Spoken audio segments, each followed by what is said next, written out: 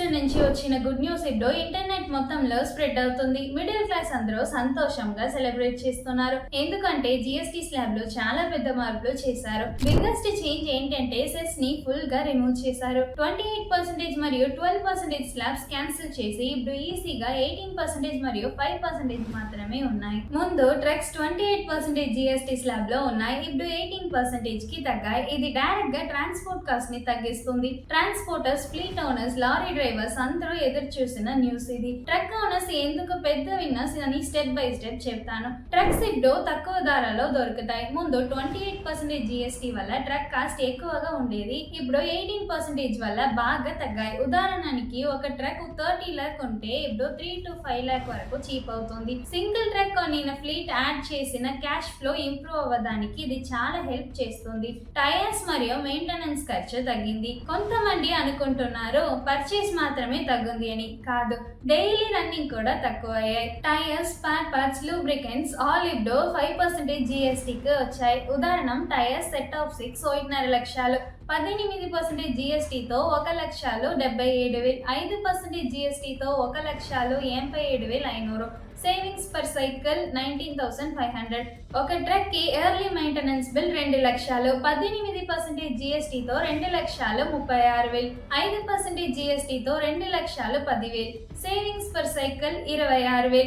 Total savings ఒక truck కి 45,500. 10 trucks ఉన్న ఓనర్ కి ఇయర్లీ సేవింగ్స్ 4.5 lakh. ఎక్కువ ట్రిప్స్, ఎక్కువ loads, essential electronics vehicles all తక్కువ ధరలో వస్తున్నాయి. ఫెస్టివల్ టైంలో డిమాండ్ స్కై హై ఉంటుంది. డీలర్స్ చెప్పారు షార్టేజ్ వస్తుంది అని.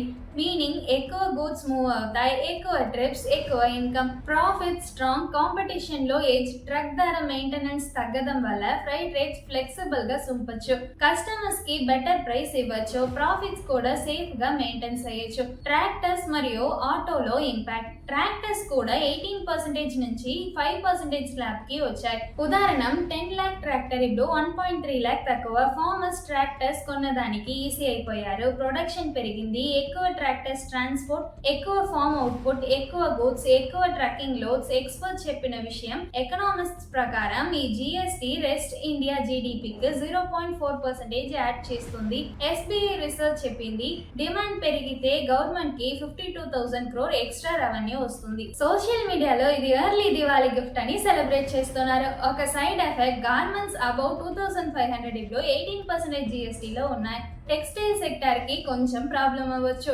లాజిస్టిక్స్ ఎక్స్పర్ట్ చెప్పారు truck slab drop master stroke అని. ఫ్లీట్ కాస్ట్ తగ్గుతాయి, ఫ్రైట్ రేట్స్ ఇంప్రూవ్ అవుతాయి. ఇండియా సప్లై చైన్ గ్లోబల్ లెవెల్లో కాంపిటేటివ్ అవుతుంది. కన్క్లూషన్, ఇది జిఎస్టీ కట్ మాత్రమే కాదు, ఇది ఇండియా కన్సంప్షన్ ఎకానమీకి రీసెట్. స్లాబ్ సింప్లిఫై అయ్యాయి, ప్రైసెస్ తగ్గాయి, ఇన్ఫ్లేషన్ కంట్రోల్లో ఉంటుంది. ఫ్యామిలీస్ కూడా, బిజినెసెస్ కూడా కాన్ఫిడెంట్ గా స్పెండ్ చేస్తాయి. సింపుల్ గా చెప్పాలంటే జిఎస్టీ రీసెట్ ట్రక్స్ ని అఫోర్డబుల్ చేస్తుంది. ట్రకింగ్ బిజినెస్ ని ప్రాఫిట్ తో పాటు సస్టైనబుల్ గా మార్చేస్తుంది.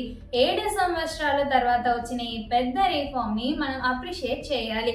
దీని గురించి మీరేమనుకుంటున్నారని కమెంట్స్ లో చెప్పండి. Thank you.